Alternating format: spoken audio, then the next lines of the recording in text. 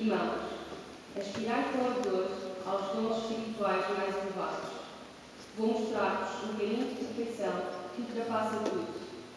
Ainda que eu fale nas línguas dos homens e dos anjos, se não tiver caridade, sou como bronze, que ressoa, ou como símbolo que retine.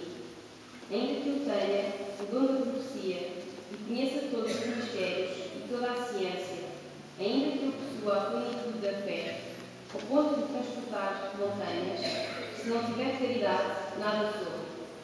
Ainda que distribua todos os meus bens aos famintos e entregue o meu corpo para ser queimado, se não tiver caridade, de nada me provém. A caridade é paciente, a caridade é benigna, não é invejosa, não é altiva nem orgulhosa, não é inconveniente, não procura o próprio interesse, não se irrita, não guarda ressentimento, não se alegra com a injustiça, mas alegra-se com a verdade. Tudo desculpa, tudo crê, tudo espera, tudo suporta. O dom da profecia acabará, o dom das línguas há de cessar, a ciência desaparecerá, mas a caridade não acaba nunca. De maneira imperfeita, conhecemos, de maneira imperfeita, profetizamos.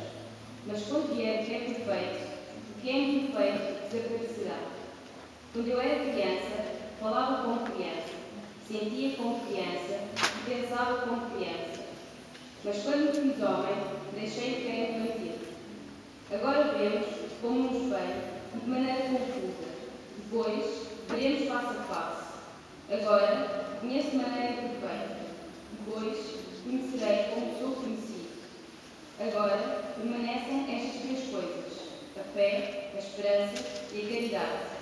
Mas a maior de todas é a caridade. Palavra do Senhor.